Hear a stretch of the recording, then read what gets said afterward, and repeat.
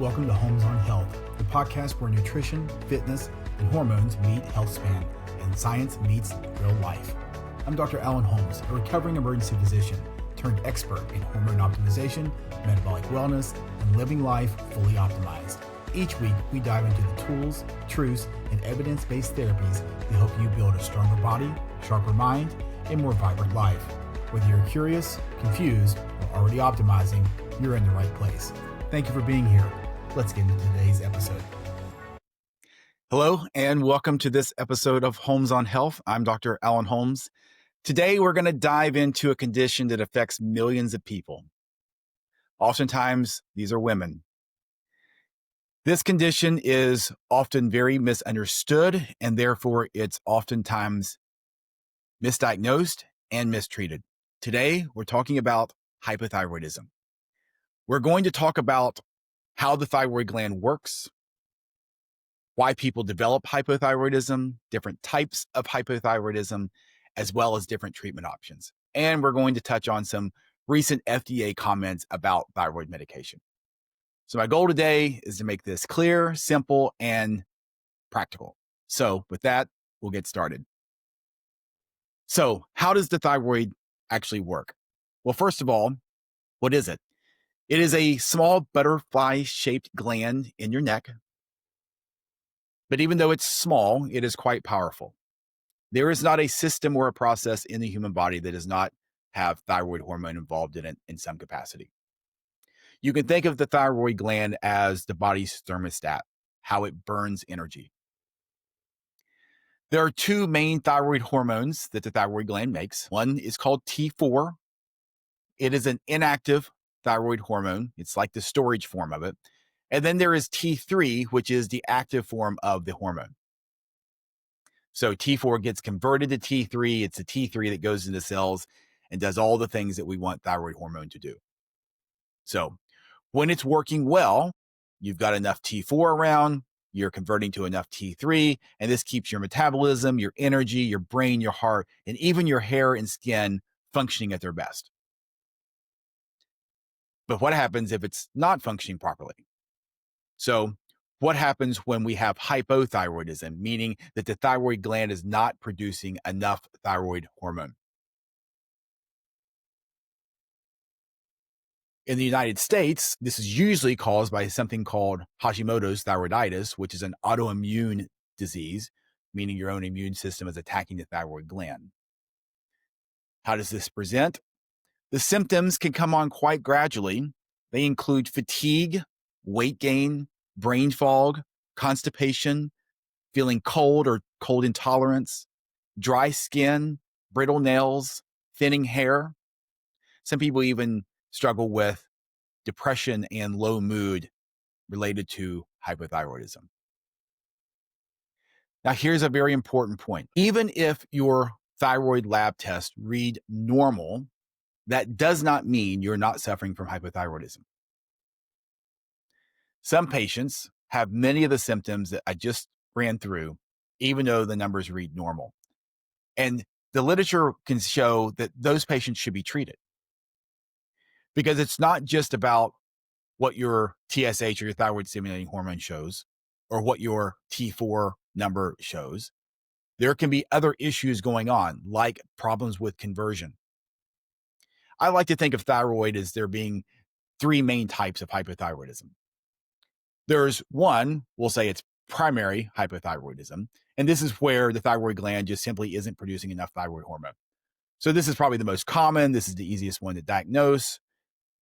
Your doctor does some lab work. Your TSH level is very high. Why is this? So TSH stands for thyroid stimulating hormone. So you have a gland in your brain called the pituitary gland. It produces TSH that then communicates to the thyroid gland to make hormone. If the pituitary gland sees that there isn't enough thyroid hormone being produced, it will try to stimulate the thyroid gland more. So the thyroid stimulating hormone goes up. So that's primary hypothyroidism. Secondary hypothyroidism would be someone that has a problem converting the inactive form of thyroid hormone, T4, to the active form of thyroid hormone, T. Then there is what I would call tertiary hypothyroidism, where there is resistance to thyroid hormone at a cellular level. So the numbers may read normal, but there isn't enough hormone to overcome the resistance, so the patient's symptomatic. So primary, secondary, tertiary hypothyroidism, different causes of the problem, and each of these can lead to the patient being symptomatic. So here's the big part. What do you do about it? How do we treat it? So let's talk about the treatments. The standard treatment is with a medication called Levothyroxine, brand name Synthroid. There are other brands. That's the one that is most common, most popular. It is synthetic T4 only. It entered the market in 1958 by Flint Laboratories. It is FDA approved. However, interestingly, it did not receive its FDA approval until July 24th of 2002. So for nearly 50 years, it was not FDA approved. Why did it get FDA approved? Well, in the 80s and 90s, there was concerns about inconsistent potency. So the FDA made the manufacturers submit a new drug application, like they had to bring it on the market all over again, do the studies that proved that it was a quality product, etc. That happened in 1997, and then it gets improved 5 years later in 2002. But here's the other interesting thing to think about. Let's go a little further back in history. We have been treating hypothyroidism since the 80s. But Synthroid didn't show up till 1958. So how were we treating thyroid patients prior to levothyroxine? We were using desiccated thyroid extract from the thyroid glands of sheep, cows, or pigs. These days, it's usually pigs. It is a combination of T4 and T3, and it also contains T1, T2, and some calcitonin. The ratios of the T4 and T3 are similar to the ratio that our own thyroid gland makes thyroid hormone, and the thyroid hormone itself looks similar. So for 70 years, this proved to be a safe and effective treatment of hypothyroidism.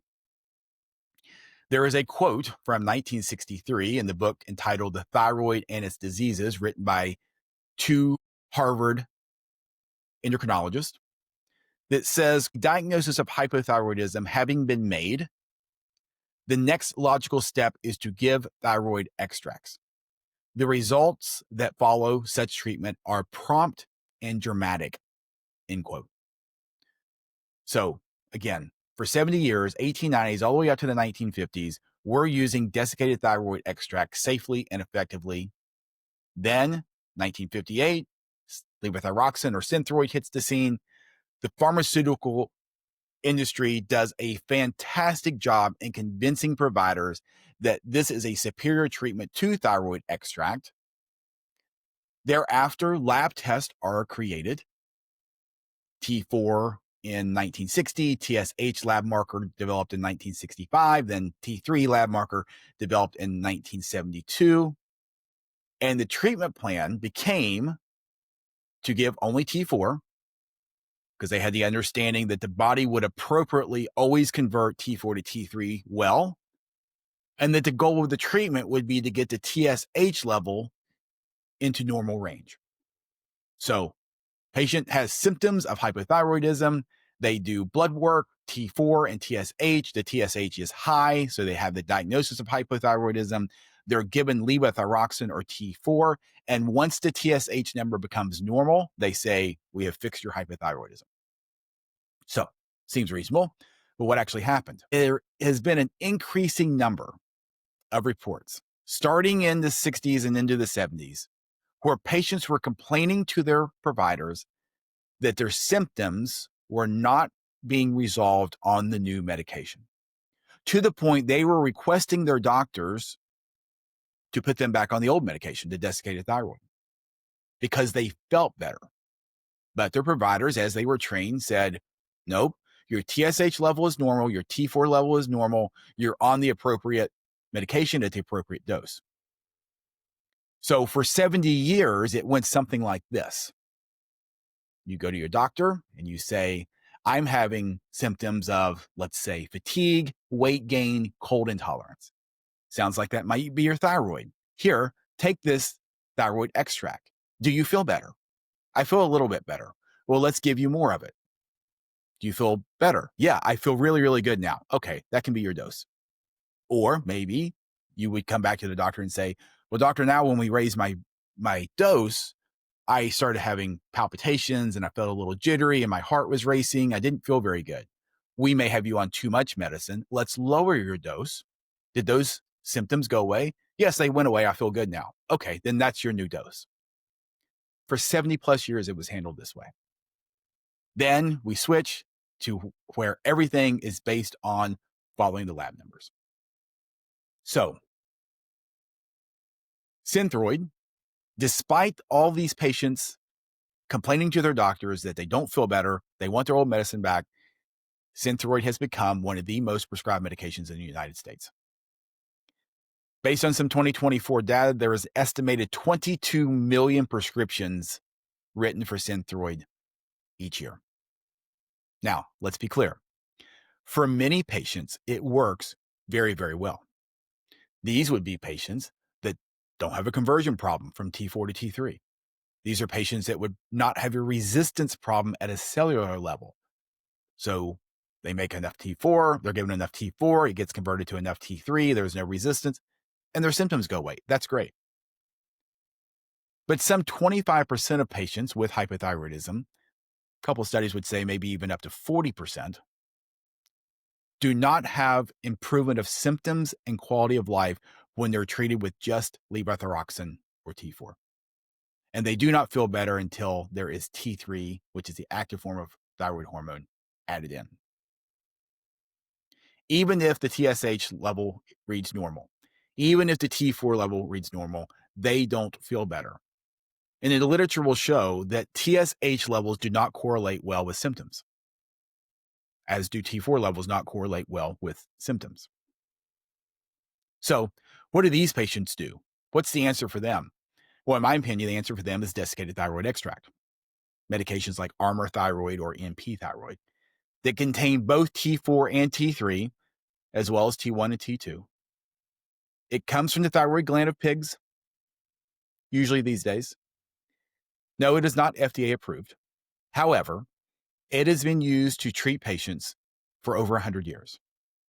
And there are currently 1.5 million patients in the United States on desiccated thyroid extract. So it has a long, long history of safety and efficacy. Now, there is a third option of how patients can be treated with hypothyroidism that have not gotten better with just T4. They could be treated with a combination of levothyroxine, T4, in combination with levothyroxine, which is T, for improvement of symptoms and quality of life. Now, in my practice, I find that desiccated thyroid extract, such as MP Thyroid, is a superior approach to treating patients with hypothyroidism. We have better success with improving symptoms, improving quality of life. But for patients that, for whatever reason, aren't comfortable taking desiccated thyroid extract, a combination of T4 and T3 in levothyroxine plus levothyroxine would be a viable option. One more thing I want to mention before we close today, and that is to speak a bit about the recent FDA events. On August 6th, the FDA released a statement saying that they intended to take action against animal-derived thyroid products, meaning desiccated thyroid extract, medications like MP Thyroid, by classifying them as biologics, because that would require special approvals they do not currently have. Therefore, manufacturers could not make them, prescribers could not prescribe them. They said they had issues with questionable variations in potency, questionable safety issues. So this is why they're doing this. They said they were going to give the manufacturers and the providers a year, 12 months, to get patients transitioned over to synthetic FDA-approved versions of thyroid hormone, such as levothyroxine and levothyroxine. Now, there was instantly a huge backlash against this statement because this is going to affect, again, 1.5 million patients that take desiccated thyroid extract. A week later, Dr. Marty Makary, who is the commissioner of the FDA, released this statement saying the FDA is committed to pursuing the first ever approval of desiccated thyroid extract pending results of the ongoing clinical trials. In the meantime, we will ensure access for all Americans. I'm really glad he made this statement. It, at least for the time being, put some at ease.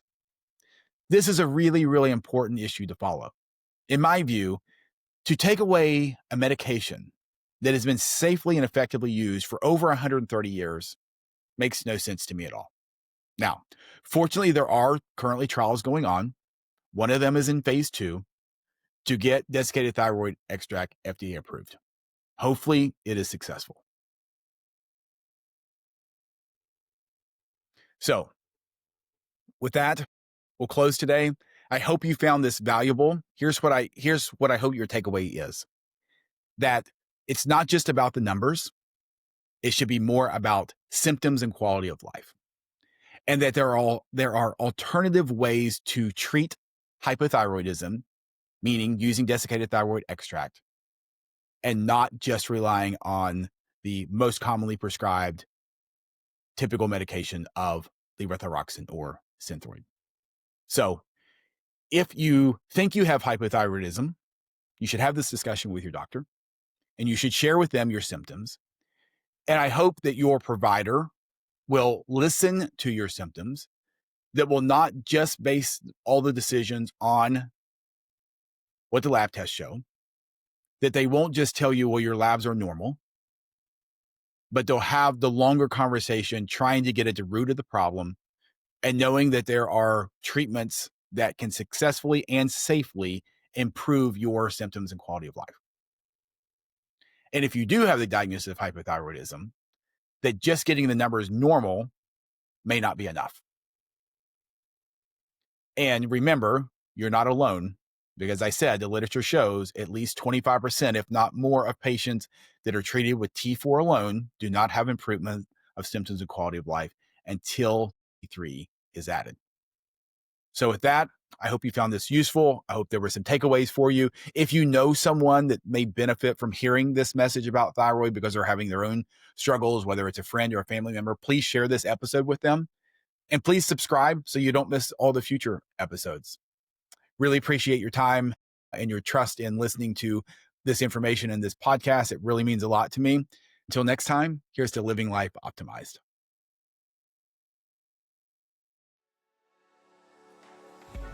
Thank you for tuning into this episode of Homes on Health. If you found today's episode valuable, share it with someone you care about. And hit subscribe so you never miss a future episode. Want to get more of our content? Follow me on Instagram and YouTube at Alan J. Holmes MD. Until next time, here's to living life optimized.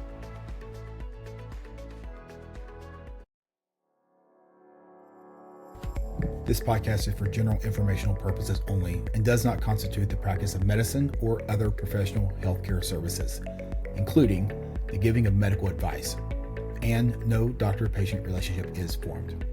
The use of information on this podcast or materials linked from this podcast is at the user's own risk. The content of this podcast is not intended to be a substitute for professional medical advice, diagnosis, or treatment.